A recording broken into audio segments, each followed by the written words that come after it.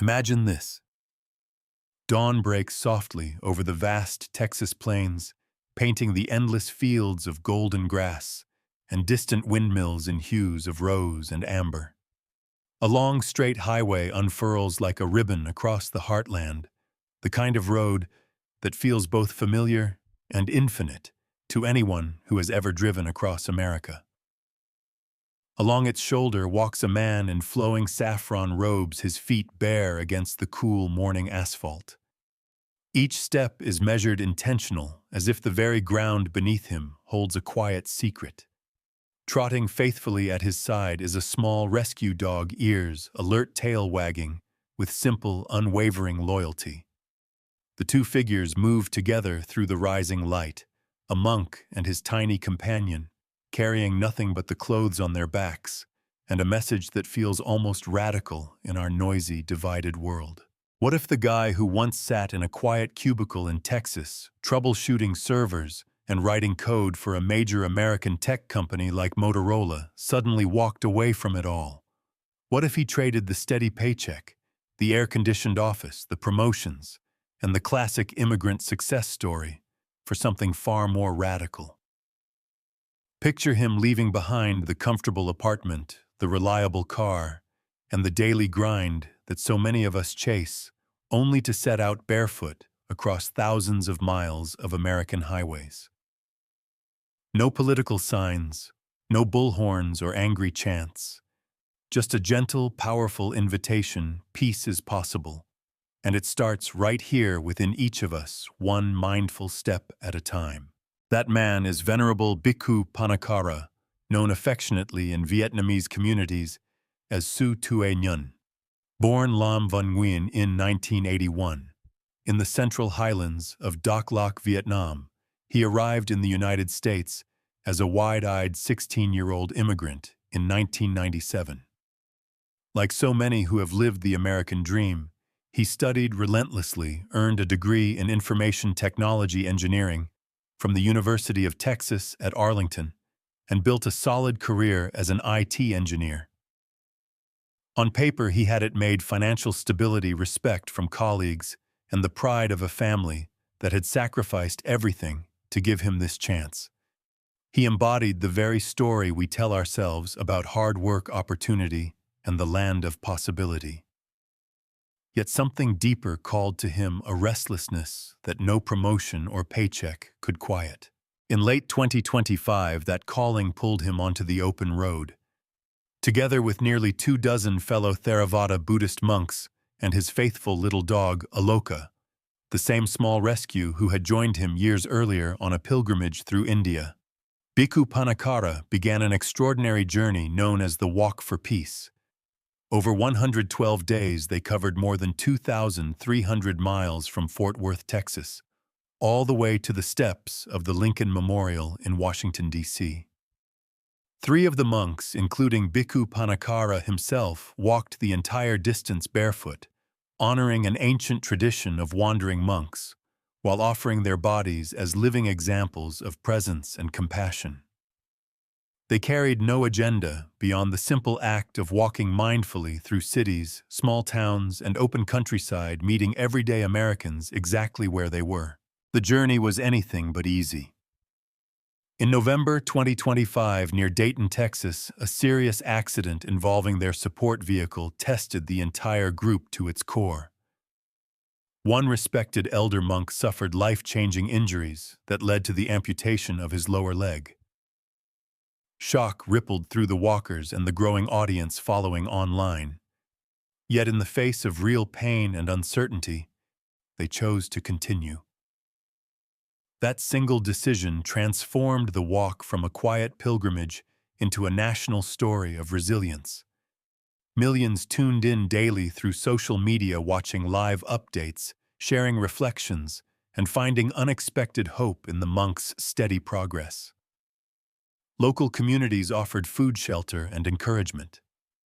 Police escorts appeared in town after town. Even governors and city leaders extended official welcomes, moved by the quiet power of people choosing peace over protest. This is not a tale of marching against something. It is a story of walking towards something far more enduring, the peace that already lives inside every human heart. Bhikkhu Pannakara did not set out to change the world with slogans or speeches. He simply embodied an ancient truth in a modern American landscape. Peace is not a distant destination we hope to reach someday. It is a path we choose, step by mindful step, with awareness and compassion in every moment. From the former IT engineer who once navigated corporate deadlines to the barefoot monk whose footsteps inspired a nation, his life stands as living proof that the greatest transformations often begin with the simplest acts of courage. Stick around, because this story might just change how you walk through your own life. In a country that sometimes feels more divided than ever. One man's deliberate journey from a Texas cubicle to the nation's capital offers a reminder we all need. You do not have to quit your job or cross a continent to find peace. Sometimes the most powerful thing you can do is pause, breathe, and take the next step with intention. The road ahead is long, but the peace you seek has been waiting right where you stand. One mindful step at a time, everything begins to shift. To truly understand the barefoot monk, whose footsteps would one day echo across American highways, we must travel back to where his story first took root, far from the Texas plains, in the green rolling highlands of Vietnam. It is 1981, just 6 years after the end of a long and painful war that had touched every corner of the country. In the province of Dak Lak, nestled among misty hills and sprawling coffee plantations, a boy named Lam Van Nguyen enters the world. The land around him is still healing, still rebuilding. Families like his work the soil with quiet determination, coaxing life from fields that had known too much loss. There are no grand monuments here, no dramatic tales of heroes on the evening news. Life is simple, steady, and deeply connected to the rhythms of nature. The highlands of Dak Lak stretch out like a living tapestry, lush rows of coffee trees heavy with red berries, bamboo groves whispering in the breeze, and distant mountains wrapped in soft clouds. Young Lam grows up in a modest home where resources are limited, but love is abundant. His parents, like so many in that post-war era, rise before dawn to tend the land or take small jobs in the nearby town. There is no excess, no luxury, only the daily effort taught to put food on the table and keep the family whole. Lam helps with the chores from an early age, carrying water from the well, feeding the chickens, or weeding the small garden plot beside the house. These tasks are not burdens to him. They are lessons in patience and presence. He learns to move with the land rather than against it. Evenings bring a different kind of richness. As the sun dips behind the hills, Lam sits with his family and neighbors, listening to elders share stories passed down through generations. Tales of resilience, of seasons that come and go, of floods that destroy and rains that renew. He watches the changing skies, the bright promise of dry season, giving way to the heavy monsoons that turn paths to mud. He feels the impermanence of it all in his bones, a bountiful harvest one year, a lean one the next. A healthy relative today, gone tomorrow. Nothing stays the same. In a country still recovering from conflict, this boy absorbs a quiet truth that many of us in fast-paced America only discover later. Often after burnout, heartbreak, or crisis, nothing lasts forever. The seasons teach it. The soil teaches it. Life itself whispers it with every sunrise and sunset. Yet amid this awareness of change, Lam also witnesses something equally powerful, the quiet strength of ordinary people. His parents and neighbors do not complain about scarcity or dwell on the scars of war. They simply continue. They plant seeds, mend what is broken, and share what little they have with a neighbor in need. Buddhism, though practiced quietly in the home during those years, lingers in the cultural air, like a gentle undercurrent. Lam senses it in small rituals, a simple offering of fruit on a family altar, a moment of silent reflection before a meal. These early experiences plant the first seeds of the deep, inner awareness that would one day blossom into his dedicated Vipassana meditation practice. Even as a child, he begins to notice the mind's restless chatter, the way thoughts of hunger or play arise and then fade, just like the passing clouds overhead. He learns without anyone naming it how to sit with discomfort and watch it pass. This is no fairy tale childhood of endless adventure or sudden tragedy. It is the warm, grounded reality of rural life in the Central Highlands days, filled with the scent of wet earth after rain, the laughter of cousins playing among the coffee bushes, and the steady example of a family rebuilding with dignity. Lam's thoughtful nature sets him apart even then. While other boys chase games or mischief, he often pauses to observe the way a leaf turns from green to gold, the way a smile appears on his mother's tired face after a long day. These small moments of noticing become the foundation for something larger. They teach him that peace is not found by escaping hardship, but by meeting it with clear eyes and an open heart. In a land still mending from decades of conflict, this boy learns early what many adults spend lifetimes seeking: the gentle art of letting go. By the time Lam reaches his teenage years, Vietnam is slowly opening its doors to the wider world.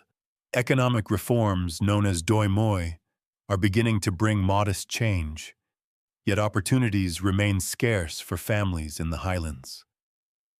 Like thousands of others in the 1990s, the Nguyen family dreams of something more, not for glory or riches, but for a future where their children might have choices they never did. They talk in hushed voices around the evening lamp about life across the ocean in a place called America. It is a bold, almost unimaginable leap.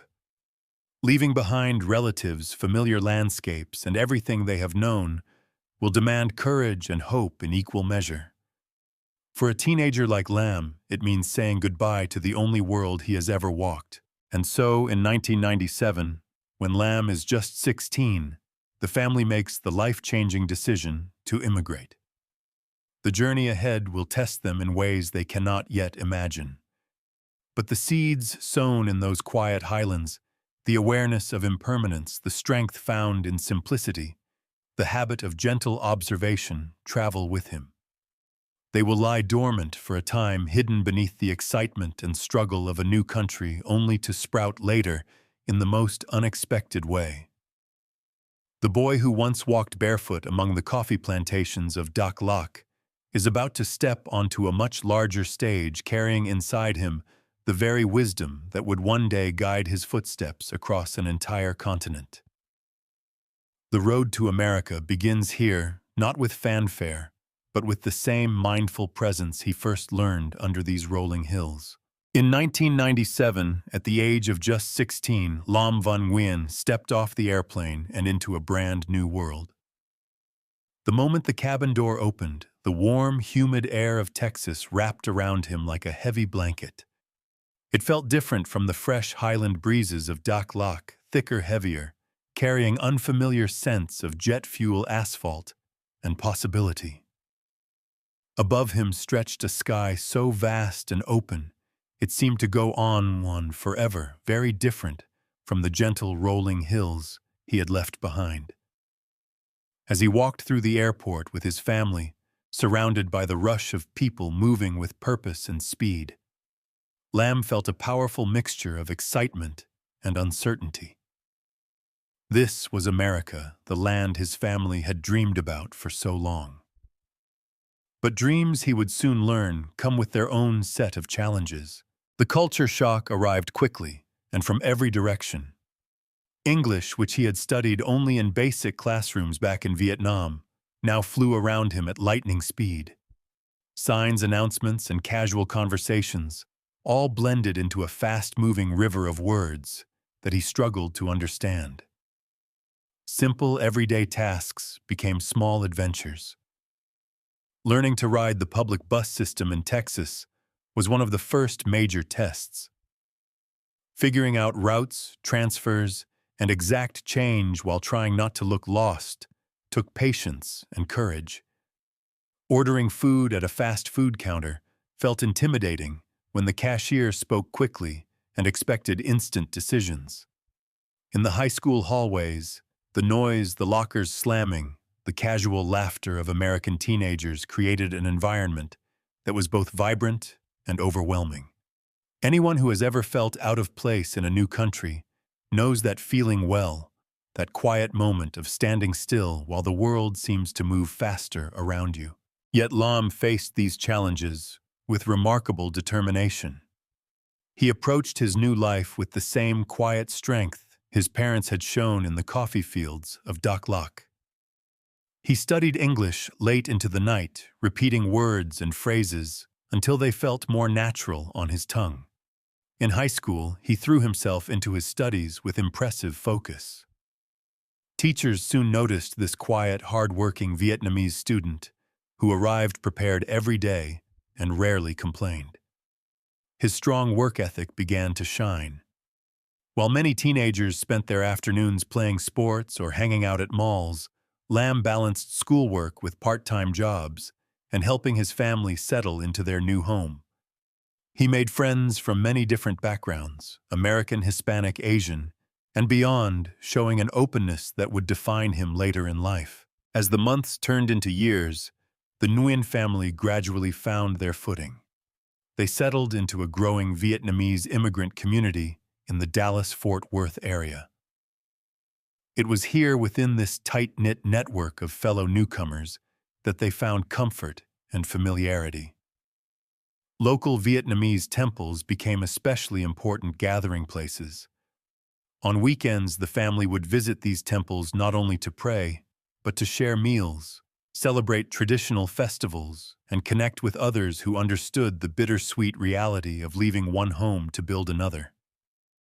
For Lam, these temples offered something more than cultural connection. In the quiet corners of the prayer halls, surrounded by the soft scent of incense and the gentle chanting of monks, he felt the first deeper stirrings of the spiritual life that had quietly lived inside him since childhood. His parents watched their son with a quiet but profound pride.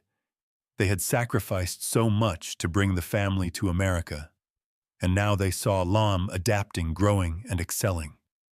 Good grades filled their modest home with a sense of hope and achievement. Yet even as he chased academic success and worked hard to honor his family's dreams, Lam began to feel the early sparks of something deeper calling to him. While he focused on mastering algebra, writing essays in English, and preparing for a future career, he also found himself drawn more and more to the teachings shared at the local temples. He listened carefully during Dharma talks and began asking quiet questions about the nature of life, suffering, and inner peace. These interests did not yet overshadow his drive to succeed in school, but they planted important seeds that would one day grow into a much larger transformation. This was the classic American immigrant story in its purest form. A determined young man working hard, adapting to a new culture, building a foundation for a brighter future while carrying the values of his homeland. From the green hills of Vietnam to the wide open skies of Texas, Lam had taken a giant leap of faith. He was becoming part of the great American tapestry, one careful step at a time. Yet, as impressive as this chapter was, it represented only the beginning of his remarkable journey. The boy who had once walked among coffee plantations was now navigating high school hallways and city buses, unknowingly preparing himself for a path that would eventually lead him far beyond classrooms, careers, and even borders. After graduating from high school with strong grades and a growing sense of belonging in his new country, Lam Van Nguyen set his sights even higher. The wide skies of Texas that had once felt so overwhelming now seemed full of promise.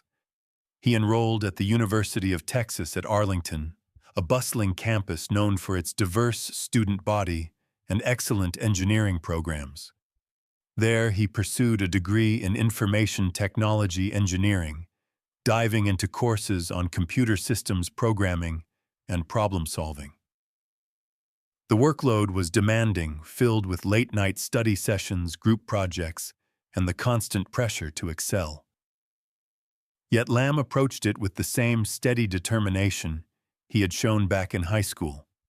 He balanced rigorous coursework with part-time jobs to help support his family, often working evenings or weekends, while still finding time to stay connected to the Vietnamese community that had welcomed him years earlier. College life brought new freedoms and new responsibilities.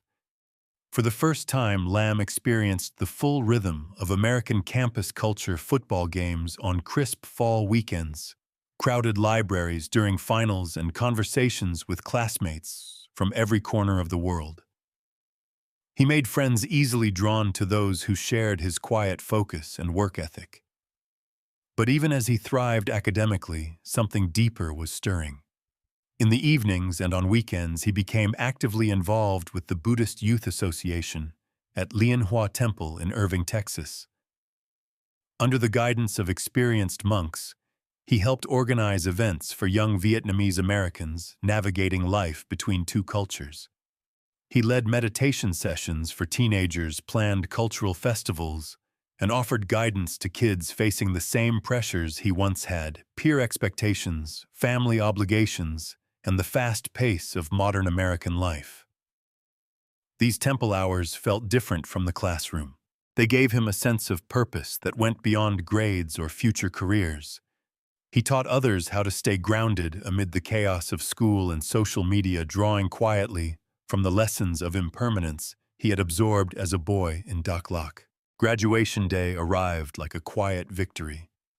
Lam walked across the stage with his degree in hand, the proud smiles of his parents in the audience reminding him of how far the family had come since that flight from Vietnam.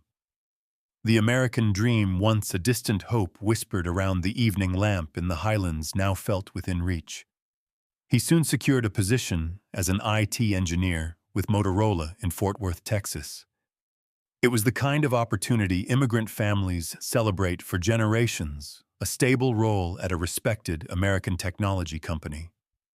The job came with everything he had worked so hard to achieve: a competitive salary that allowed him to move into his own modest but comfortable apartment, a reliable car for the daily commute along familiar Texas highways, and the quiet respect of colleagues who quickly noticed his technical skill and calm reliability. He arrived early, stayed late when projects demanded it, and approached every challenge with the same focused energy that had carried him from rural Vietnam to corporate America. Friends and family praised his success. Promotions followed. By all outward measures, he had checked every box on the classic success list. On paper, Lam had everything so many immigrants dream of. He could support his parents in ways that had once seemed impossible. Weekends often included family gatherings filled with Vietnamese meals and laughter, occasional trips to local temples, and the satisfaction of financial stability after years of uncertainty.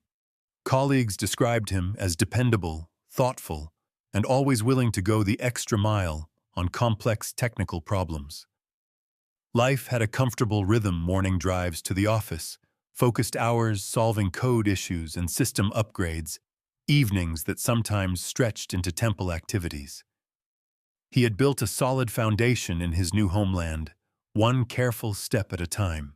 Yet even as his external world flourished, a subtle inner tension began to grow. The same highways he once traveled as a wide-eyed teenager now carried him home after long days at Motorola. In those quiet, late-night drives with the glow of dashboard lights and the hum of tires on pavement, questions would surface that no amount of professional achievement could answer. Is this it? He found himself wondering. The stable paycheck provided security, the apartment offered comfort, and the respect from colleagues brought a sense of pride. But something essential still felt missing: a deeper sense of peace, a quieter fulfillment that went beyond deadlines and deliverables. The restlessness he had first noticed as a boy noticing changing seasons in Daklak returned with greater urgency. Material success, he was learning, could not quiet the deeper longing in his heart. This growing emptiness did not arrive as a sudden crisis. It unfolded slowly, almost gently, like the impermanence he had observed in the coffee plantations of his childhood. During the day, he excelled at Motorola troubleshooting servers and contributing to innovative projects in a booming industry. In the evenings, he continued pouring energy into the Buddhist Youth Association at Lianhua Temple. He mentored teenagers who were balancing American high school pressures with traditional family expectations, helping them find calm amid the noise of modern life. These temple moments brought real joy. He watched young people light up when they discovered simple mindfulness practices or shared stories of their own cultural journeys. The contrast, however, only sharpened the inner divide. At work, everything pointed toward continued advancement. At the temple, he felt a pull toward something more profound, a life centered on inner cultivation rather than external validation. Many of us know this feeling too well. In the rush of building careers, paying bills, and chasing the next milestone, we reach a point where the checklist feels complete, yet the heart still whispers for more. Lamb's late-night drives home became quiet spaces for reflection moments, when the glow of streetlights and the steady flow of traffic mirrored the restlessness inside. He had caught the American dream with both hands, yet he sensed that true contentment lay somewhere beyond the next promotion or the next comfortable routine. The boy who had once helped with chores in the Vietnamese highlands and the young immigrant who had mastered Texas high school hallways now stood at a crossroads. The discipline and resilience that had brought him this far were about to guide him toward a radically different path, one that would eventually lead him away from the cubicle and onto the open road.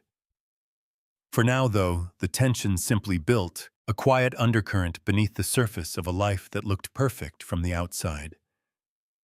The seeds planted long ago in Dak Lak and nurtured through immigration and education were preparing to bloom in the most unexpected way.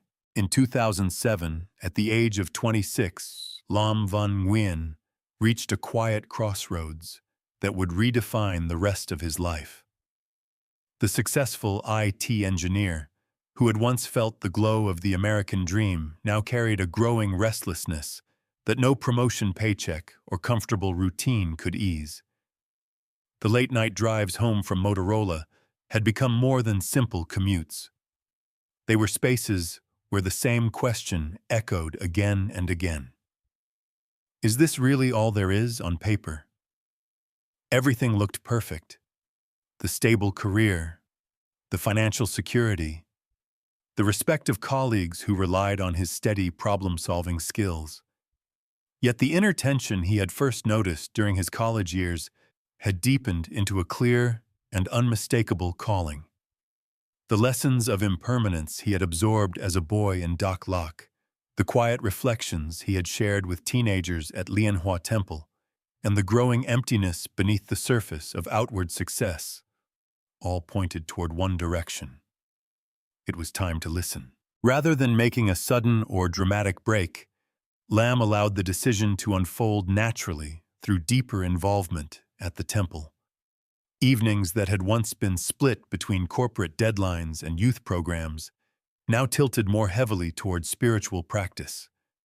He spent longer hours at Lianhua Temple, not just organizing events or mentoring young Vietnamese Americans navigating life between two cultures, but sitting longer in meditation and studying the teachings with renewed intensity. The contrast became impossible to ignore. At Motorola, he solved complex technical challenges with precision and logic, the same skills that had carried him from immigrant teenager to respected professional. At the temple, however, he found a different kind of fulfillment, guiding others toward inner calm, watching teenagers discover mindfulness amid the pressures of American high school, and feeling the gentle pull toward a life centered on presence rather than productivity. The temple no longer felt like a weekend refuge. It began to feel like home. The pivotal moment came when Lam approached Venerable Ratanaguna, a respected senior monk at Hungdao Temple in Fort Worth. Venerable Ratanaguna, who had emigrated from Vietnam years earlier and carried decades of wise guidance, immediately recognized the sincerity in the young engineer's eyes. Their conversation was not filled with grand declarations or emotional outbursts. Instead, it unfolded in the quiet shade of the temple grounds. Simple questions, patient answers, and a shared understanding that this was no fleeting impulse. Lam spoke honestly about the hollowness he felt despite outward success. Venerable Ratanaguna listened without judgment and offered gentle counsel rooted in the Theravada tradition. He saw in Lam the same disciplined heart that had once driven him through engineering projects, now ready to be turned fully toward the path of inner cultivation. With his teacher's blessing, Lam made the radical choice. He left his position at Motorola, said goodbye to the structured routines of corporate life, and entered the monastic community at Hungdao Vipassana Bhavana Center. The novice ordination day arrived with a mixture of solemnity and deep emotion. In a simple yet profound ceremony held within the peaceful grounds of the temple, Lam shaved his head, removing the last visible traces of his former identity. He donned the saffron robes that would become his daily garment, folding the fabric with careful hands, as if wrapping himself in a new chapter. Family and close friends gathered, some with tears in their eyes, others with quiet pride shining on their faces. His parents, who had sacrificed so much to bring the family to America and watch their son succeed in the corporate world, stood witnessing this turning point. There were no dramatic speeches, only the soft chanting of monks and the heartfelt sincerity in Lam's expression. This was not a rejection of everything they had built together. It was a continuation, a brave pivot toward a deeper way of living, the values they had taught him. The shift from the air-conditioned offices of Motorola to the disciplined rhythm of monastic life was both humbling and liberating. The body that had grown accustomed to ergonomic chairs, coffee breaks, and predictable schedules now rose before dawn for chanting and meditation. Simple chores, sweeping the temple grounds, preparing modest meals, maintaining the grounds with mindful attention, replaced the complex coding projects and team meetings. Early mornings brought the sound of bells instead of alarm clocks, and the quiet focus of sitting with the breath replaced the buzz of computer servers. There were moments of physical discomfort and mental adjustment, as the mind that had once raced through deadlines now learned to settle into long periods of silent observation. Yet with each passing day, Lam felt a profound sense of coming home. This was not an escape from the world he had known. It was a deeper engagement with it. The discipline he had honed as an engineer now served a higher purpose, training the mind to meet life with clarity, compassion, and presence rather than reaction. For 3 years, Lam threw himself fully into monastic training under Venerable Ratanaguna's patient guidance. He studied the Vinaya, practiced intensive Vipassana meditation, and learned to live with simplicity and unwavering commitment. The restless questions that had surfaced during those late-night Texas drives gradually found answers not in external achievements, but in the steady cultivation of inner wisdom. In 2010, after dedicated study and practice, Lam received full ordination as a bhikkhu. He took the monastic name Bhikkhu Pannakara, the one who bears the jewel of wisdom. The ceremony marked the completion of his transition from lay life to complete monastic commitment. From that day forward, he would be known as Venerable Bhikkhu Pannakara, carrying forward the lessons of his immigrant journey, his professional success, and the quiet strength first planted in the hills of Daklak. American stories have always celebrated bold pivots, the entrepreneur who walks away from a safe job to follow a vision, the athlete who reinvents himself after injury, the ordinary person who chooses meaning over comfort. Bhikkhu Pannakara's decision stands as one of the most inspiring of all. He did not leave the cubicle because he had failed. He left because he had succeeded at the very dream. So many chase only to discover that true fulfillment lay elsewhere. The highways of Texas that had once carried him to work now symbolized something far greater, a path he would one day walk not as an engineer chasing deadlines, but as a monk carrying a message of mindfulness and compassion to thousands. The turning point was complete. The former IT professional had stepped fully into the monastic life, ready for the profound journey that lay ahead. With his full ordination as a bhikkhu in 2010, Bhikkhu Pannakara stepped completely into the disciplined rhythm of monastic life at Hungdao Vipassana Bhavana Center in Fort Worth, Texas. The temple that had once served as a weekend refuge during his engineering days now became both his home and his training ground. What had begun as an evening pursuit alongside corporate responsibilities now defined every moment of his days and nights.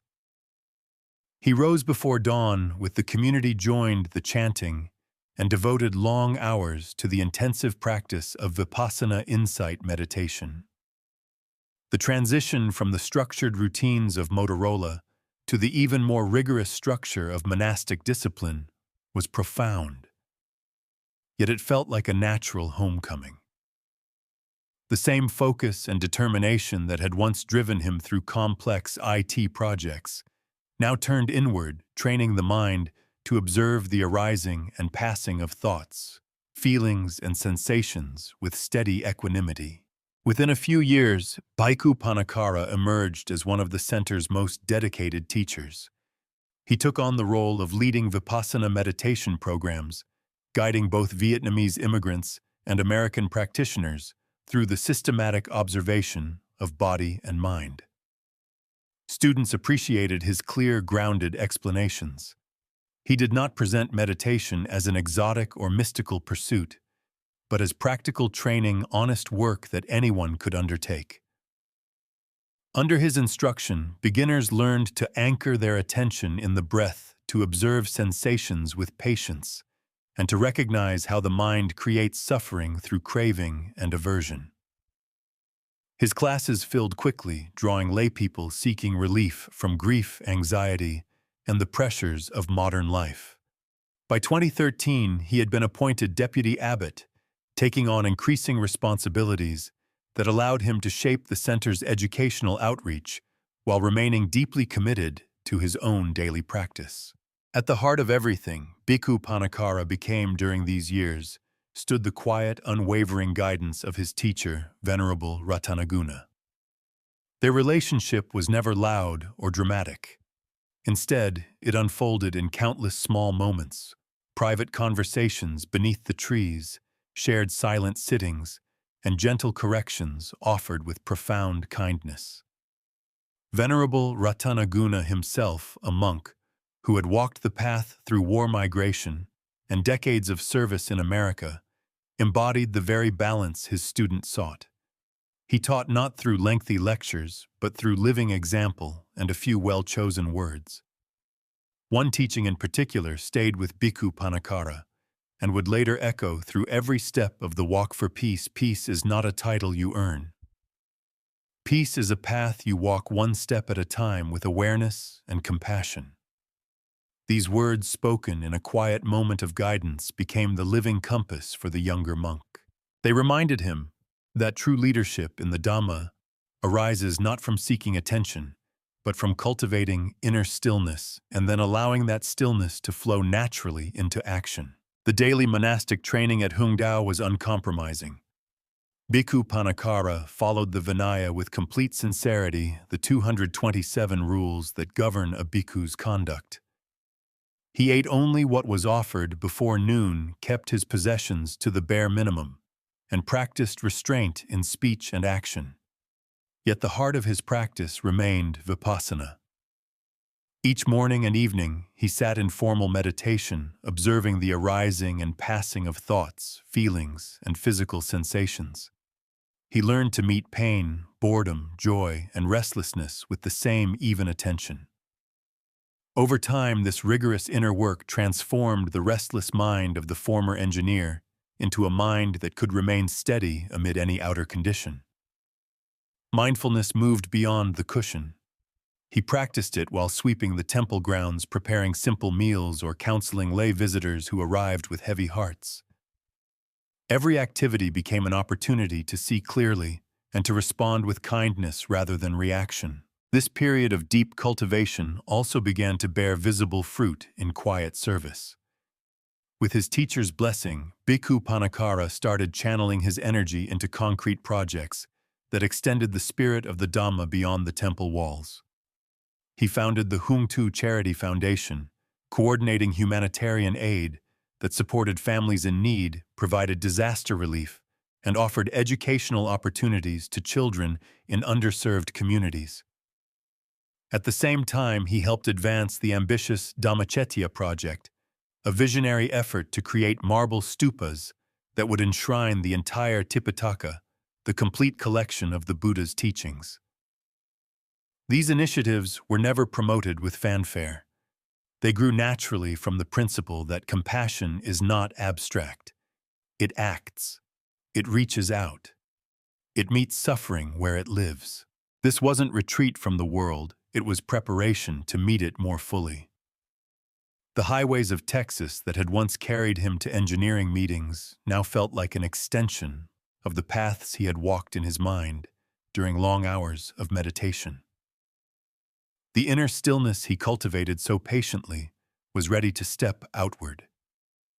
The seeds planted in childhood, nurtured through immigration and professional life, and brought to fruition in the monastery under his teacher's care, were about to bloom on a much larger stage.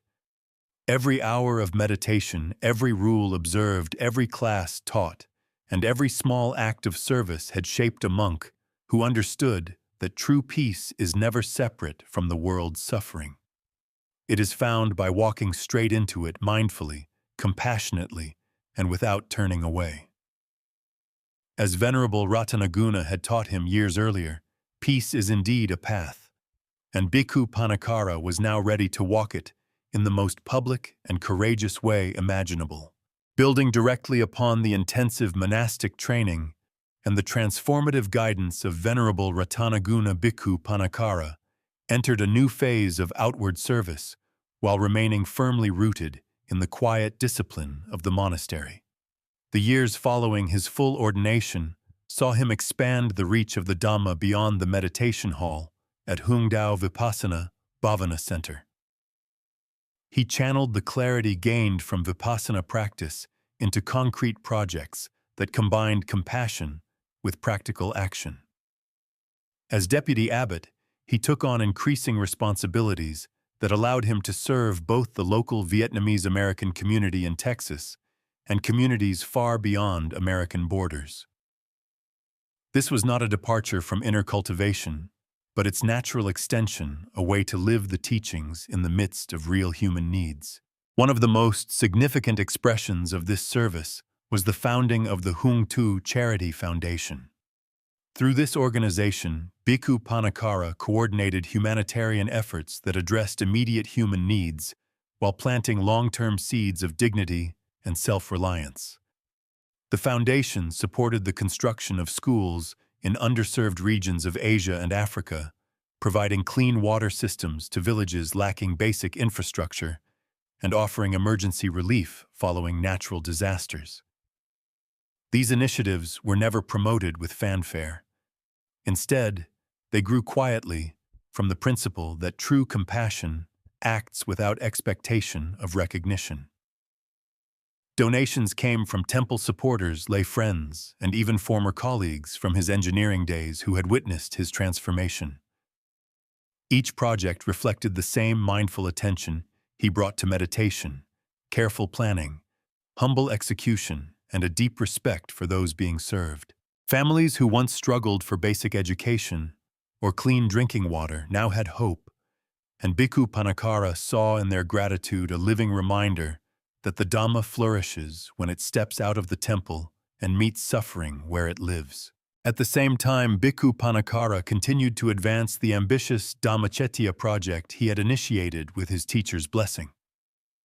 This visionary undertaking aimed to create a sacred complex of marble stupas, each engraved with passages from the Tipitaka, the complete collection of the Buddha's teachings. The project was both preservative and educational, a living library of Dhamma designed to endure for centuries and inspire future generations. Groundbreaking and planning occupied many of his days, yet he never allowed administrative duties to overshadow his core practice. Fundraising events, architectural consultations, and community involvement all became extensions of mindfulness training. Supporters were invited not merely to donate, but to participate in the spirit of generosity and shared merit. These charitable and educational efforts revealed a distinctive style of engaged Buddhism that Bhikkhu Pannakara had cultivated over time. He remained a forest monk at heart, deeply committed to the traditional Tudong practice of wandering and simplicity. Yet he skillfully wove this ancient discipline together with modern tools and direct community engagement. The true game-changer arrived in late 2022. Inspired by the ancient tradition of Tudong, the wandering monastic journey, Bhikkhu Pannakara organized and led a 110-day barefoot walking pilgrimage through the sacred lands of India and Nepal. Accompanied by a small group of fellow monks, he covered more than 2,100 miles on foot. They walked the dusty roads that the Buddha himself had once traveled, visiting holy sites while maintaining full monastic discipline. The journey was physically demanding and spiritually illuminating. From the bustling streets near Kolkata to the rugged trails leading toward the Himalayan foothills, every step became a living meditation. The heat of the Indian plains beat down relentlessly during the day, turning the asphalt and dirt paths into furnaces that tested the limits of bare feet. Blisters formed, muscles ached, and the body cried out for rest.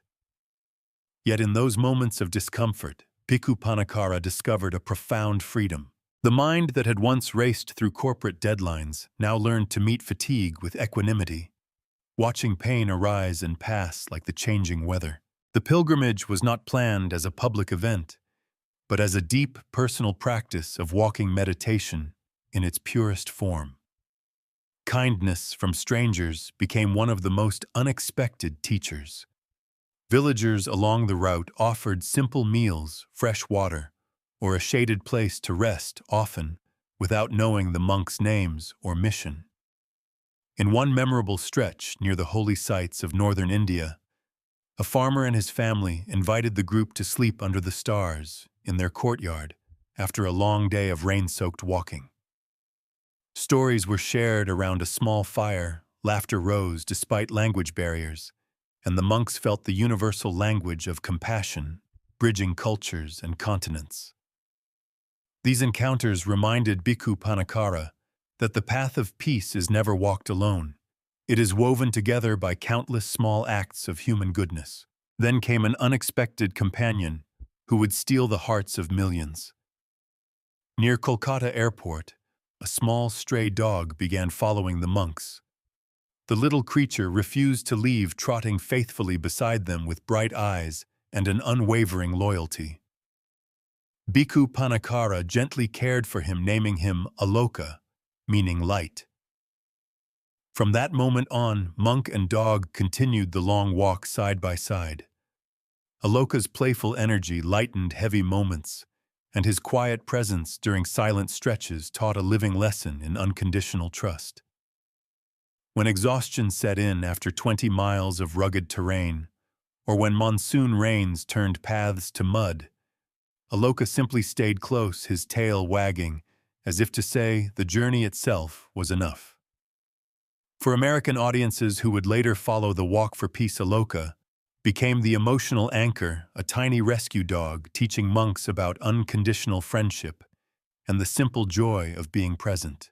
He proved that compassion knows no boundaries of species or status. The physical and spiritual transformation during those 110 days was profound. The former IT engineer, who had once measured success in code and deadlines, now measured it in mindful steps through heat dust and the kindness of strangers. He learned to let go of expectations, to meet each new day with fresh presence, and to see impermanence not as loss, but as liberation. Upon returning to the United States, Bhikkhu Pannakara reflected deeply on the experience. He channeled those insights into a book titled The Footsteps of a Buddhist Monk. Written with honesty and humility, the book is not a travel diary, but a contemplative record of how prolonged walking meditation reveals the nature of mind and body. It explores the joy of simplicity, the pain of letting go, and the quiet power of presence. The English edition published later would inspire countless readers who had never set foot on a monastic path. This pilgrimage marked a turning point. It showed Bhikkhu Pannakara that the practice he had cultivated for years in Texas could be taken into the world in its most direct and visible form. The highways of India had prepared him for the highways of America. The lessons of endurance, compassion, and presence sealed by the loyal companionship of little Aloka would soon fuel an even bolder vision. The seeds planted in the hills of Daklak, nurtured through immigration and corporate life, and deepened in the monastery, were now ready to bloom across an entire continent. What had begun as quiet service and inner training was about to become a national invitation to peace, walked one barefoot step at a time. The stage was set, and the road ahead called with a clarity that could no longer be ignored. By the mid-2020s, Bhikkhu Pannakara had returned from the dusty roads of India and Nepal, with a heart full of clarity and a mind sharpened by 2,100 miles of barefoot walking. The lessons of the 2022 pilgrimage, every blister, every act of stranger kindness, and the loyal companionship of little Aloka had settled deep within him. Back at Hungdao Vipassana Bhavana Center in Fort Worth, he resumed his quiet rhythm of teaching meditation and service. Yet something in the wider world began to weigh on him with growing urgency. He watched as America seemed to fracture along deeper lines than ever before. News cycles overflowed with stories of political anger, rising anxiety, and a quiet but widespread sense of disconnection. Families felt divided even at dinner tables. Neighbors passed one another on the street without eye contact. Young people, many of whom he had once mentored at the temple, spoke of burnout, loneliness, and a restless search for meaning in an increasingly digital world. The same highways he had once driven as an IT engineer now carried millions who appeared hurried, distracted, and inwardly exhausted. Bhikkhu Pannakara felt the contrast sharply. He had spent years cultivating inner peace on the meditation cushion and sharing it in small temple gatherings. Now that peace felt too contained, too quiet for the scale of the suffering he saw around him. The calling did not arrive as a dramatic vision or sudden revelation. It grew slowly, the way seeds planted long ago in Daklak had gradually taken root through immigration, corporate life, and monastic training. The India pilgrimage had shown him that the practice of mindfulness could be taken out of the temple and lived visibly step by step in the open world. He began to sense that simply speaking about peace was no longer enough. People did not need another lecture or another online teaching. They needed a living example, something they could see with their own eyes, something that invited them to remember the peace already present inside their own hearts. In quiet conversations with his teacher, Venerable Ratanaguna, the vision slowly crystallized. Their meetings remained true to the gentle style that had guided him for years. No pressure, no grand plans, only honest reflection under the shade of familiar trees. Bhikkhu Pannakara spoke of the restlessness he observed in the nation and the deep longing he felt to bring the Dhamma into the very heart of American life. Venerable Ratanaguna listened with the same patient wisdom that had shaped him since his novice days. Then, in a few simple words that echoed the teaching he had given years earlier, the elder monk offered his full blessing. The path forward became clear. This would not be a protest march or a political statement. It would be something far more radical in its gentleness, pure presence. A moving meditation lived in public. A group of monks walking mindfully across the country, barefoot, where possible carrying nothing but saffron robes and alms bowls. They would stop in small towns and cities alike, offering short, peace-sharing circles where anyone could sit, listen, and speak from the heart.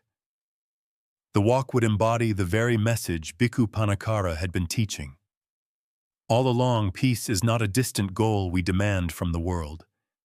It is a path we choose to walk one mindful step at a time. He did not want to just talk about peace. He wanted to walk it where millions could see it. The idea for the Walk for Peace took shape in the months leading up to October 2025. It would begin right here in Texas at the gates of the temple that had become his spiritual home. Nearly 24 fellow monks from different countries would join him, along with Aloka, the little rescue dog, whose faithful presence had already taught so much about unconditional trust. 3 of them, including Bhikkhu Pannakara himself, would walk the entire distance barefoot. The journey would cover more than 2,300 miles to the steps of the Lincoln Memorial in Washington, D.C. No signs, no slogans, no anger, only the quiet power of deliberate footsteps and open hearts. In that decision, everything from his past converged. The awareness of impermanence born in the Vietnamese highlands, the discipline of the immigrant who chased the American dream, the precision of the engineer who once solved complex problems, and the deep inner stillness cultivated under his teacher's guidance. The stage was no longer the temple grounds or the roads of India. It was the wide-open highways of America itself. The call had been heard, the blessing received. What had once been a personal path of transformation was about to become a national invitation. The walk was ready to begin. The vision that had quietly taken shape in the months leading up to October 2025 finally stepped into reality on the morning of October 26th. The sun had barely risen over the flat Texas landscape when the gates of Hungdao Vipassana Bhavana Center in Fort Worth opened wide.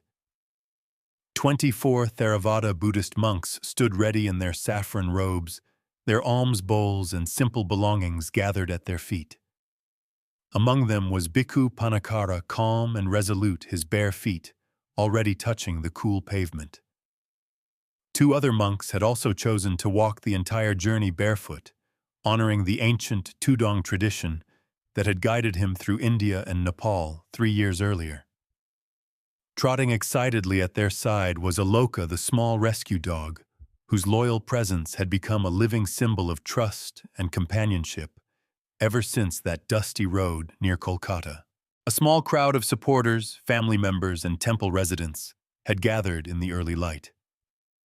Venerable Ratanaguna stood quietly at the front, offering a final blessing with the same gentle wisdom that had shaped his student for nearly 2 decades.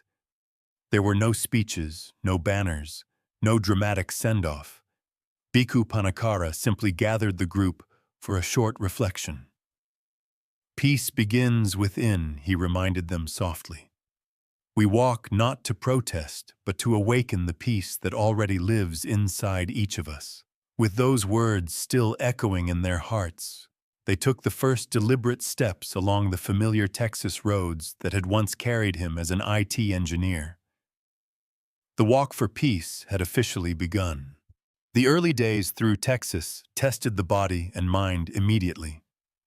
The vast open landscapes stretched endlessly under a wide sky, the sun beating down with surprising intensity even in late October. Daily miles added up quickly, 20-25, sometimes more, while the group maintained a disciplined rhythm that had been practiced for years in the monastery. They rose before dawn for group meditation and chanting, the soft sound of Pali verses floating across the dew-covered fields. Then came the walking itself, mindful steps in formation. Each footfall an act of presence, the breath steady, the mind anchored in the sensation of movement. Evenings brought simple rest in shelters offered by host families or under open skies, followed by short peace-sharing circles, where local residents were invited to sit with the monks, listen, and speak from the heart if they wished. No agenda, no debate, just quiet conversation, and the shared silence that often says more than words. The challenges arrived without warning.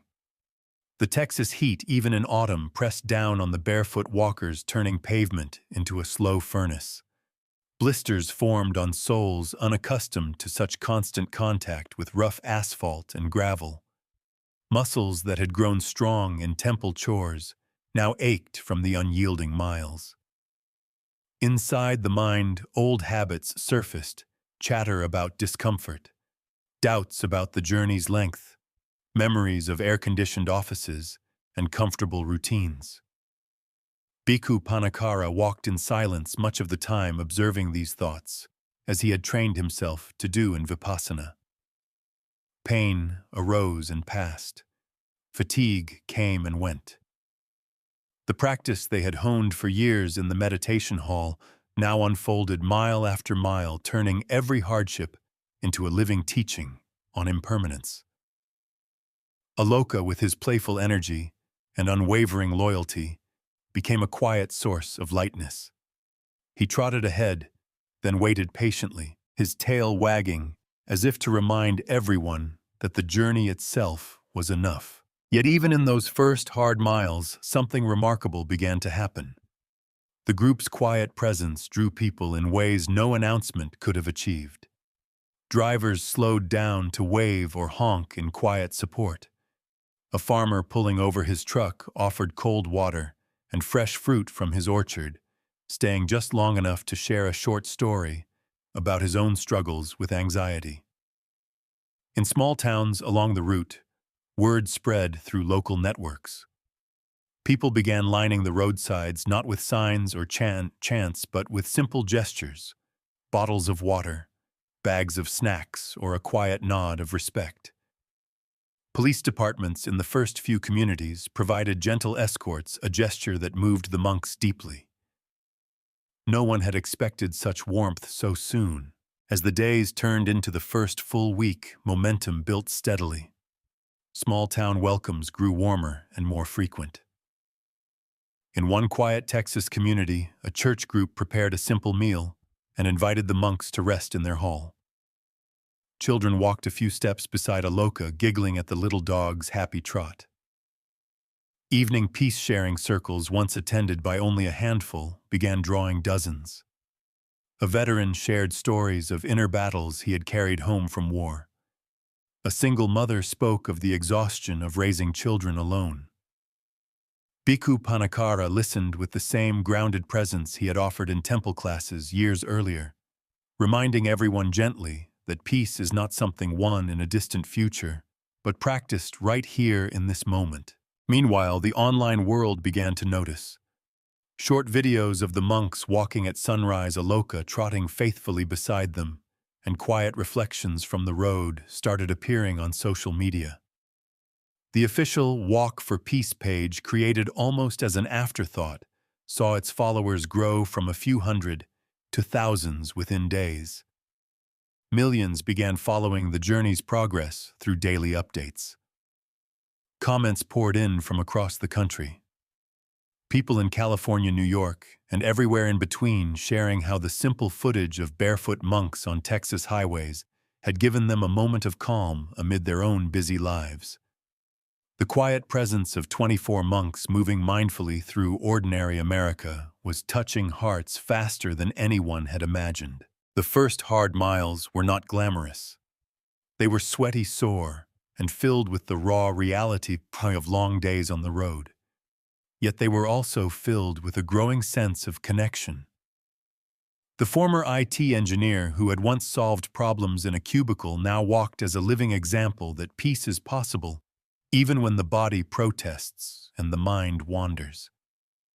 Every step carried the lessons of his entire life, the impermanence learned in Daklak, the resilience of immigration, the discipline of corporate life, the depth of monastic training, and the joy of unexpected companionship with a small dog named Aloka.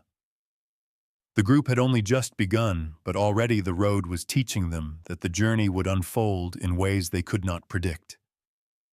The highways of Texas, once familiar from daily commutes, had become a sacred path. And with each mindful step, the message of the Walk for Peace was beginning to ripple outward, one quiet encounter at a time. The real tests still lay ahead, but the first miles had shown that the simple act of walking with presence could draw an entire nation into its gentle embrace. The journey had only just begun to gain gentle momentum when the road delivered its harshest test yet. It was November 19th, 2025, roughly 3 weeks into the Walk for Peace. The group of 24 monks, still deep in the heart of Texas near Dayton, along U.S. Highway 90, moved in their familiar mindful formation. The morning had started like so many others: dawn meditation, a simple shared meal, and the steady rhythm of barefoot steps on the shoulder of the highway. Aloka trotted ahead, his small frame a constant source of quiet joy amid the growing miles. Traffic hummed past at a respectful distance, some drivers waving in support, after seeing the saffron robes and the little dog that had already become a familiar sight in local news clips. Then, in a single terrible instant, everything changed. A pickup truck struck the support vehicle from behind, pushing it violently into the monks walking on the shoulder. The impact was sudden and unforgiving. 2 members of the Sangha were seriously hurt. Among them was Fra Ajarn Mahadam Phomasan, a respected Laotian elder monk whose gentle presence had become a source of quiet strength for the entire group. The scene that followed was one of raw shock and confusion. Sirens cut through the quiet Texas morning as emergency responders arrived. Bhikkhu Pannakara knelt beside his injured brothers, his own heart heavy with sorrow, yet his voice remained steady as he offered Pali blessings and words of reassurance. In those first chaotic minutes, fear and grief washed over the walkers like a wave. The journey that had felt so full of possibility now seemed on the brink of ending before it had truly begun. News of the accident spread quickly through the small but growing online community following the walk. Videos and updates from those at the scene captured the raw emotion in real time, monks comforting one another. Aloka staying close to Bhikkhu Pannakara, as if sensing the weight of the moment and the quiet dignity with which the group faced an event no amount of mindfulness could have prevented. In hospitals in Houston, doctors worked urgently. Fra Ajarn Mahadam Phomasan's injuries proved especially severe. After days of careful treatment and difficult decisions, surgeons had no choice but to amputate his lower leg. The news landed like a second blow. For the monks still on the road, and for the millions now watching from afar, it felt like a heartbreaking turning point. How could they continue after such a profound loss? The temptation to stop to regroup, or even to abandon the walk altogether, was real and deeply human. Yet within hours, something remarkable happened. The same teachings that had carried them through the first hard miles now rose to meet this greater suffering. Bhikkhu Pannakara gathered the remaining monks in a quiet moment of reflection. His words were calm, yet they carried the full weight of years of vipassana training and the guidance of Venerable Ratanaguna. This accident is not the end of our journey. It is part of the journey. Suffering arises, and in how we meet it, compassion is born. The group listened, prayed, and then made a collective decision rooted in the very heart of their practice. They would not stop.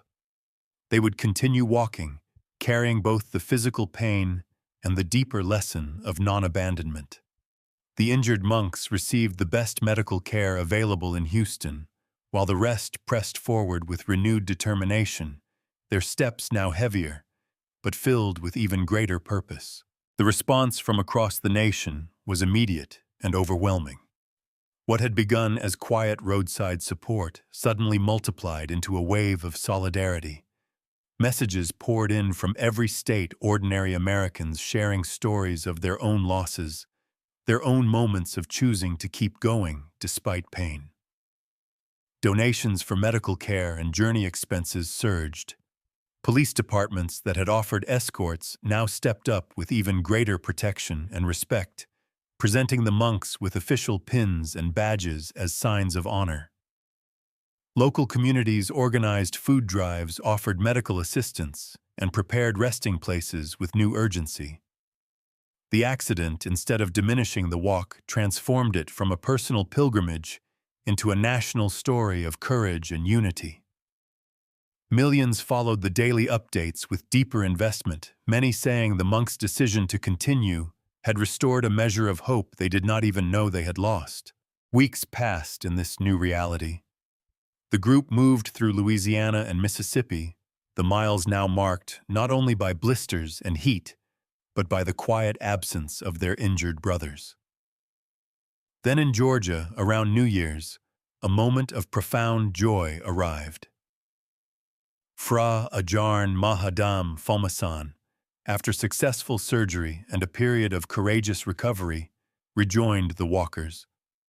He moved with the help of a prosthetic and the support of his fellow monks. Yet his spirit remained undiminished. His presence on the road became a living teaching on acceptance and resilience. Spectators who lined the route that day wiped away tears as the elder monk took his first steps back among the group, Aloka circling him with happy barks, as if welcoming an old friend home. The sight of the entire Sangha walking together once more scarred but unbroken spoke louder than any speech could have. In the days and weeks that followed, the accident revealed the true strength of the walk for peace. It showed that inner peace is not the absence of suffering, but the way we choose to meet it. Bhikkhu Pannakara often reflected in evening circles that this trial had taught them more than any planned mile ever could.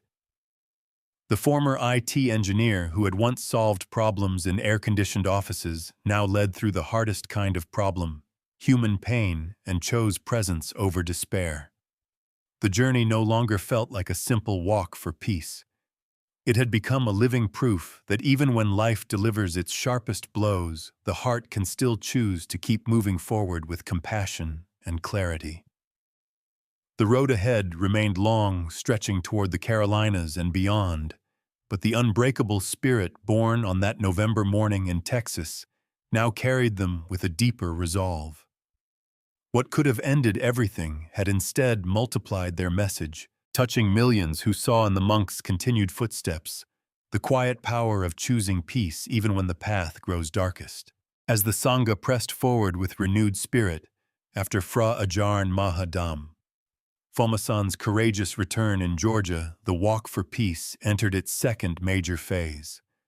The landscape began to shift from the flat open plains of Texas and the deep south into the rolling hills, dense forests, and coastal influences of Alabama, the Carolinas, and Virginia. What had once been a journey marked by heat and the shadow of the November accident now unfolded through changing seasons and an even richer tapestry of human connection. The monks walked with the same mindful rhythm, dawn meditation, steady barefoot steps, evening peace-sharing circles, but the road now felt alive with the warmth of ordinary Americans, who saw in the saffron robes and the little dog Aloka something they had been quietly longing for. In Alabama, the group's quiet presence began drawing people from every walk of life. Church groups lined the roadside with homemade meals and bottles of water, their pastors offering prayers that blended Christian and Buddhist blessings in a spirit of shared humanity. One Sunday morning outside Mobile, a large Baptist congregation invited the monks to rest in their fellowship hall. Families sat in a circle as Bhikkhu Pannakara listened to stories of struggle, job loss, family illness, the weight of daily worries. He responded not with long sermons, but with simple Pali blessings and small peace bracelets woven by supporters along the route. Each bracelet, tied gently around a wrist, carried the quiet intention of mindfulness in everyday life.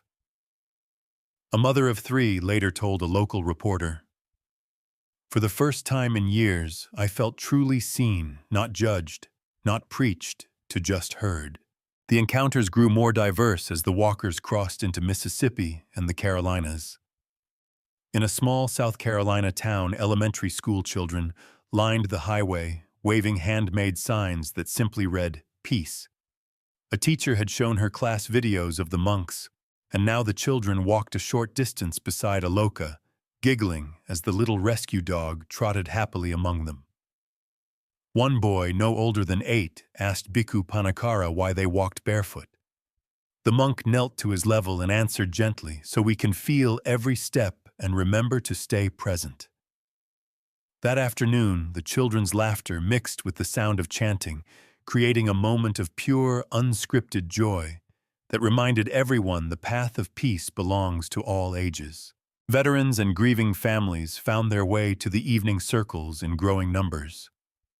In North Carolina, a retired Army sergeant, who had carried the invisible wounds of 2 deployments, joined the monks under a shade tree.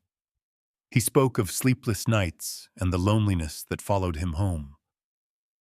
Bhikkhu Pannakara listened with full presence, then offered a blessing for inner calm. The veteran later said the simple act of being heard without interruption had given him his first real sense of relief in years. Farther north in Virginia, a woman who had recently lost her husband to illness approached with tears in her eyes.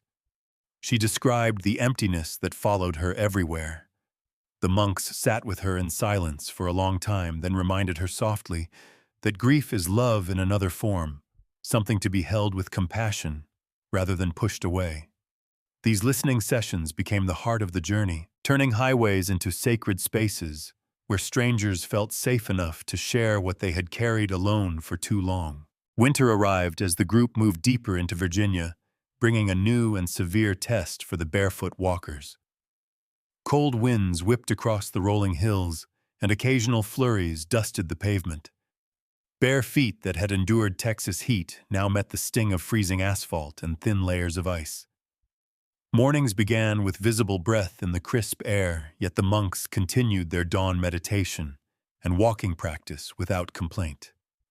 Aloka's small paws left tiny prints in the frost, his loyal trot never faltering. The physical challenge only deepened, the teaching discomfort arises, but it too passes. Community support intensified in response. Police escorts became a daily sight, officers walking alongside the group for miles, and later describing the assignment as one of the most meaningful of their careers. Local residents organized food drives, delivering warm meals and blankets to resting spots. Interfaith gatherings sprang up spontaneously. Christian pastors, Jewish rabbis, Muslim imams, and people of no particular faith sitting together in parking lots and church halls, discovering common ground in the language of presence and compassion. Ordinary Americans along the route repeatedly said the same thing: they felt seen. In a divided nation, the monks offered no opinions on politics or policy. They simply walked with open hearts, listened without agenda, and reminded people that peace is not something argued for, but something practiced in the next breath, the next step. A truck driver in Virginia who had pulled over after seeing the group told Bhikkhu Pannakara, "I've been angry at the world for years. Watching you walk made me realize I don't have to stay that way." Stories like his spread online, where millions continued to follow the journey. The once small Facebook page now carried the hopes of people from every state, many saying the monks had restored a quiet faith in humanity they thought had been lost. Through Louisiana's bayous, Mississippi's backroads, Alabama's fields, Georgia's hills, the Carolinas' forests, and Virginia's winter landscapes. The walk for peace had become far more than a long-distance pilgrimage. It had turned into a moving bridge across differences. The former IT engineer who once fixed servers in a Texas cubicle now led a living example that quiet presence can heal what noise cannot. Every peace bracelet given, every poly blessing offered, every tear wiped away in a listening circle, carried the same message the monks had carried since Fort Worth: peace is already inside each of us, waiting to be remembered. The road to Washington, D.C. still stretched ahead, but the human connections forged in these southern miles had already shown that one mindful step met with genuine openness can touch hearts across an entire nation. The journey was no longer just the monks walking. It had become America walking with them. On February 10th, 2026, after 112 days and more than 2,300 miles, the walkers reached their destination. The final stretch into Washington, D.C. carried a quiet electricity. The group had left the rolling hills of Virginia behind and stepped into the capital's wide avenues, their saffron robes bright against the winter light. Bhikkhu Pannakara and the two other barefoot monks moved with the same steady rhythm they had kept since Fort Worth, each step deliberate, each breath a quiet anchor. Aloka trotted faithfully beside them, his small paws now as accustomed to pavement as the monks' feet. Thousands had gathered along the final miles, lining sidewalks and parks, waving gently or simply standing in silence. The journey that had begun in the quiet gates of a Texas temple now ended at one of America's most iconic landmarks. They arrived at the Lincoln Memorial just as the afternoon sun cast long shadows across the reflecting pool. The crowd numbered in the thousands: families, office workers, students, veterans, and people of every background who had followed the walk online or heard about it through local news. Many held small peace bracelets or simply stood with hands clasped, eyes fixed on the saffron line approaching the steps. Bhikkhu Pannakara climbed the marble stairs slowly, his bare feet feeling the cold stone that Dr. Martin Luther King Jr. had once stood upon. He turned to face the sea of faces stretching back toward the Washington Monument. For a moment, the only sound was the soft wind and the distant hum of the city. Then he spoke, his voice calm and clear, carrying the same gentle power that had guided every mile. "Peace is not a destination we reach," he said. "Peace is a path we walk, one mindful step at a time. We did not come here to protest or demand change from the outside. We walked so that each of us might remember the peace that already lives inside our own hearts." The words landed with quiet force. There were no cheers or chants, only a deep, respectful silence followed by soft applause and many tears. People hugged one another. Strangers exchanged knowing glances. In that moment at the Lincoln Memorial, the message of the Walk for Peace felt complete. A former IT engineer from Texas had carried an ancient practice across a modern nation and invited millions to pause and feel what had always been there. The following day brought another powerful expression of the journey's spirit. At Washington National Cathedral, an interfaith ceremony unfolded under the vaulted stone arches. Leaders from Christian, Jewish, Muslim, Hindu, and other traditions stood alongside the monks. Prayers and blessings from every faith rose together in a shared commitment to compassion. Bhikkhu Pannakara offered a short reflection, reminding the gathering that true peace requires no agreement on beliefs, only the willingness to listen and walk beside one another. Aloka sat quietly at his teacher's feet, a small living reminder that even the humblest beings belong on the path. The ceremony ended with a sense of unity that felt rare and deeply needed in a divided time. With the capital events complete, the monks turned homeward. The return trek to Texas was not a victory lap, but a continuation of the same mindful practice. They walked the same highways in reverse, now carrying the weight and the warmth of everything they had experienced. Communities that had welcomed them on the way north opened their doors once more. The miles passed with the same rhythm: dawn meditation, steady steps, evening circles. Yet the energy had shifted. The journey now felt like a closing circle, every footfall bringing them closer to the place where it had all begun. On February 14th, 2026, they reached the final mile. Hundreds of supporters lined the path from Eastover Park to the gates of Hungdao Vipassana Bhavana Center. Rose petals covered the ground in a soft carpet of red and white. Lion dances performed by the local Vietnamese community filled the air with rhythmic drums and joyful energy. Families waved, children cheered, and many wiped away tears as the monks approached. Aloka, sensing the excitement, bounded ahead with happy barks.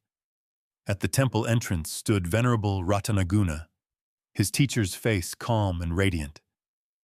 Bhikkhu Pannakara walked the last few steps, then knelt and bowed deeply at his teacher's feet. The gesture carried the full weight of the journey: the immigrant boy, the successful engineer, the dedicated monk, and the barefoot peace walker, all returning home in gratitude. In that single bow, the circle closed.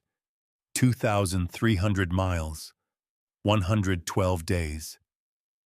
Millions of hearts touched across America. The barefoot monk who had once left a cubicle in Texas had walked an entire nation and shown that peace is not something we chase at the end of a long road.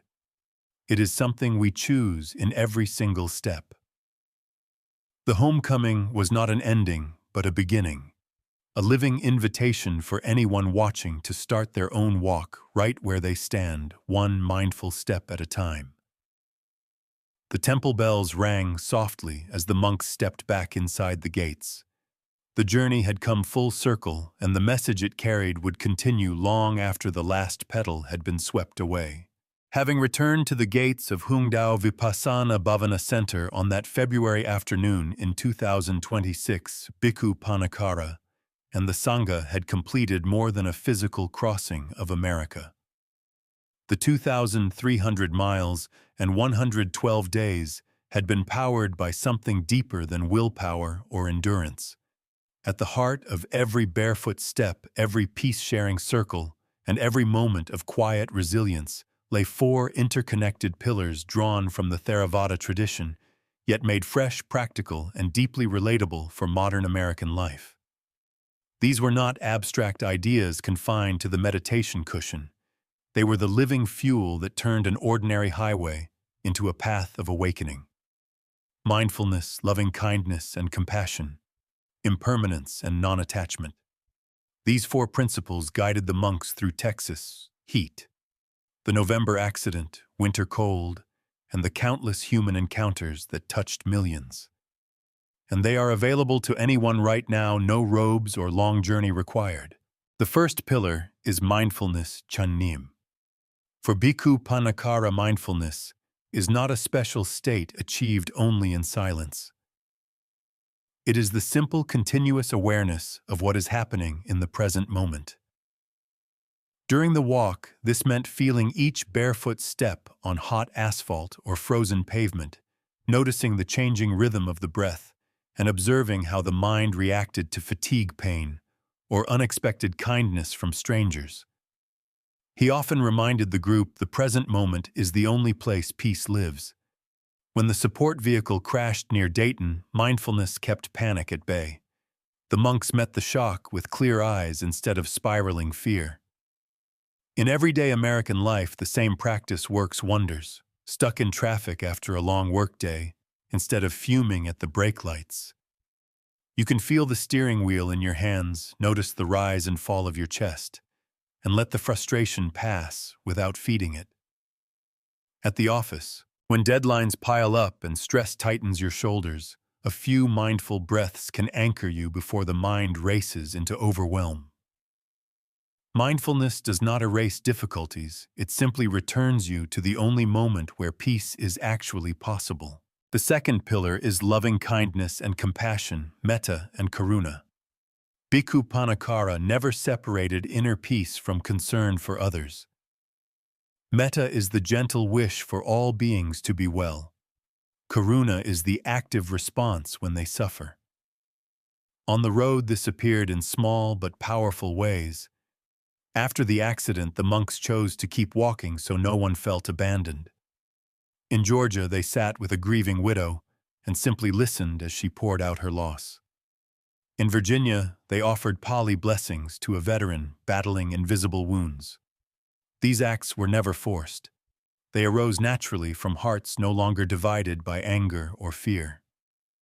For Americans facing family arguments or workplace tension, the practice is immediate and transformative.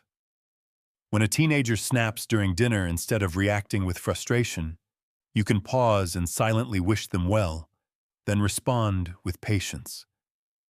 When a coworker seems difficult, a quiet moment of metta may. You be free from suffering softens your own heart before words leave your mouth. Compassion the monks showed is not abstract. It is the decision to keep walking together even when the path hurts. The third pillar is impermanence anicca. From his childhood in Dak Lak to the long miles across the American South, Bhikkhu Pannakara has always returned to this fundamental truth: everything changes. The weather, the body, the moods of the mind, even the political climate of the nation, all arise and pass away. During the walk, impermanence was not philosophy, but daily reality. Blisters formed and healed. Joyful crowds appeared and disappeared. The November accident tested the entire Sangha, yet the teaching held firm: suffering is real, but it does not last forever.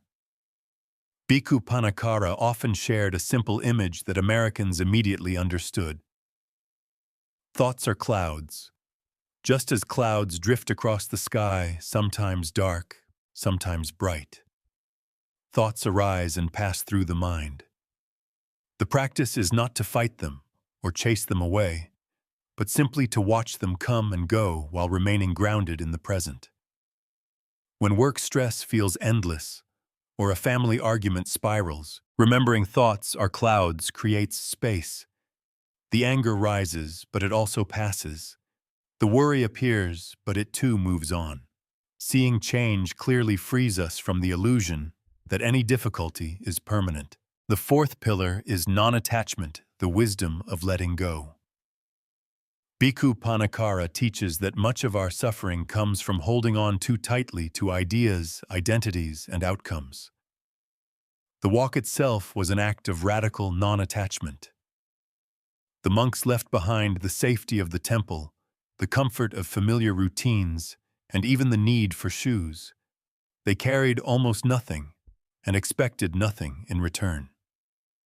When millions began following and online, and praise poured in, Bhikkhu Pannakara gently reminded everyone, "We are not here to become famous. We are here to remember who we already are."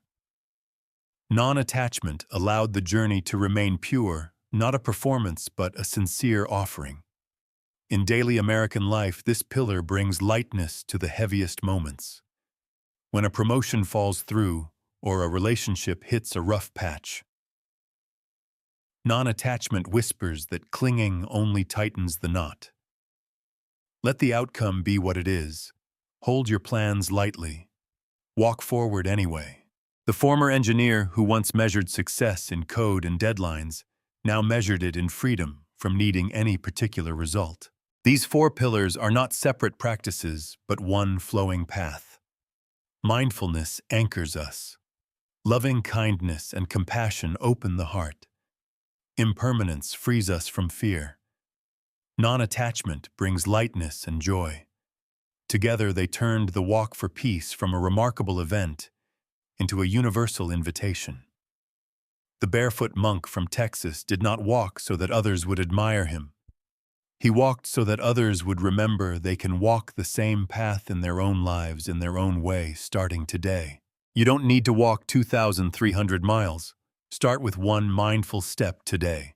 As the final footsteps of the Walk for Peace echoed back into the temple grounds of Hungdao Vipassana Bhavana Center on February 14, 2026, it became clear that Bhikkhu Pannakara's 2,300-mile journey had accomplished far more than a physical crossing of America.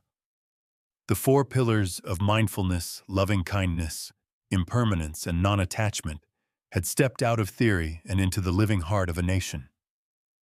The quiet presence of 24 monks walking mindfully had created ripples that reached millions, proving once again that authentic inner peace, when embodied with sincerity, possesses a transformative power no speech or campaign can match. The immediate impact was both measurable and deeply personal. Within weeks of the walk's launch, the official Walk for Peace USA Facebook page surpassed 2 million followers. Each day, people across every state and from dozens of countries tuned in to witness the monks' progress, share their own reflections, and express gratitude for the simple reminder that peace is still possible. The journey trended repeatedly on social media, not because of spectacle, but because of its quiet authenticity. Local and national media outlets from CBS News to USA Today covered the story with genuine respect, highlighting the monks' resilience after the highway accident near Dayton and the grace with which they continued despite injury and hardship. State and local governments responded with formal recognition. Governors of Texas, Louisiana, Alabama, Georgia, and Virginia issued official commendations honoring the walk as a living example of compassion in action. Several cities presented Bhikkhu Pannakara and the Sangha with keys to the city and proclamations declaring Walk for Peace days. Police departments that had escorted the group along dangerous highways later described the experience as one of the most meaningful assignments of their careers. Perhaps most significant was the surge in interfaith dialogue. Christian pastors, Jewish rabbis, Muslim imams, and leaders from many traditions joined the monks for evening reflections, discovering common ground in the shared language of presence and compassion. The walk became a moving bridge across religious and cultural divides at a time when such bridges felt increasingly rare. Yet among all the powerful symbols that emerged from the journey, one small figure captured the hearts of Americans most deeply. Aloka, the little rescue dog, who had walked thousands of miles at the monk's side. Now known affectionately as America's peace dog, Aloka became an unexpected superstar. His playful energy and unwavering loyalty during both the India pilgrimage and the American walk touched millions. Children across the country drew pictures of Aloka and sent them to the temple. Adults shared how watching the dog trot beside the monks helped them face their own difficulties with greater lightness. Aloka's story inspired a wave of pet rescues and adoption campaigns, reminding people that compassion extends to all living beings, no matter how small. In a divided and often cynical time, this tiny dog became a symbol of innocence, trust, and the simple joy of being present. The legacy of the Walk for Peace extends well beyond 2026. Bhikkhu Pannakara has quietly pioneered a new expression of engaged Buddhism in the American context. His approach combines the ancient forest monk discipline of Theravada with a visible public embodiment of the Dhamma. He does not ask people to leave their lives. He invites them to bring mindfulness into the lives they already live. In doing so, he has helped reshape the image of Buddhism in the United States, from something exotic or inward-looking into a practical path of social healing. Plans are already underway to extend the vision internationally. In late 2026, Bhikkhu Pannakara and a new group of monks will begin a similar walk for peace across Sri Lanka, the ancient heartland of Theravada Buddhism. This next chapter will weave together the American experience with the living traditions of the island, where the Buddha's teachings have flourished for over 2,000 years. The model is simple enough for others to follow: small groups, full monastic discipline, barefoot commitment where possible, and daily peace-sharing circles open to all. Already, Buddhist communities in Europe, Australia, and Southeast Asia have begun exploring their own localized versions of the walk. In a world facing deepening polarization, climate anxiety, and spiritual disconnection, Bhikkhu Pannakara's journey offers a hopeful counter-narrative. It shows that real change does not always require loud confrontation or complex policy. Sometimes the most radical act is the simplest: to walk slowly, breathe consciously, and meet each person with an open heart. One former IT engineer's footsteps proved that quiet presence beats noise every single time. The walk for peace did not end in Washington, D.C., or even back at the temple in Texas. Its true journey continues in every person who chooses to take one more mindful step in their own life, carrying the same gentle spirit that carried those saffron robes across America. As the temple bells faded into the Texas evening, and the last rose petals were gently swept from the path, Bhikkhu Pannakara's extraordinary journey came full circle. Yet the real story was only beginning. From the green hills of Daklak to the marble steps of the Lincoln Memorial, his life had shown that peace is not a distant destination waiting at the end of a long road. Peace lives inside every heart, already present, already whole, waiting to be remembered. The barefoot monk who once coded software in a quiet cubicle did not walk 2,300 miles to become famous. He walked so that millions of ordinary Americans could see in the simplest possible way that the peace they long for is not something they must chase. It is something they can choose right where they stand. And now that choice belongs to you. You do not need to shave your head, leave your job, or walk across a continent. You do not need to wait for the perfect moment or the perfect conditions. The same four pillars that carried Bhikkhu Pannakara through heat, cold, accident, and triumph are available in this very breath. One mindful step, one moment of kindness, one gentle reminder that thoughts are clouds and everything changes. That is how the walk continues, not on American highways, but in your daily life. So here is your invitation, straight from the heart of the Walk for Peace. Right now in the comments below, type these words and make them your own. Today is going to be my peaceful day. Say it like a quiet promise to yourself. Like it, share this video with someone who needs the reminder, and subscribe to WW4P Moments for more stories of presence, compassion, and real transformation. If you feel called, pick up Bhikkhu Pannakara's book, The Footsteps of a Buddhist Monk, and let his words walk beside you. Then start your own walk, however small. A mindful breath in traffic. A patient word instead of anger at home. A moment of listening instead of reacting. These are the steps that matter. One mindful step at a time, the world changes. Because you do. As the sun dips low over the Texas horizon, imagine the saffron robes glowing golden Aloka, trotting happily at Bhikkhu Pannakara's side, the monks walking together into the distance. Their journey may have ended, but the path they opened remains wide open for you, for your family, for anyone brave enough to take the next step with an open heart. Thank you for walking with us through this story. May your own path be steady, clear, and filled with peace. The road ahead is beautiful. All it asks is that you begin.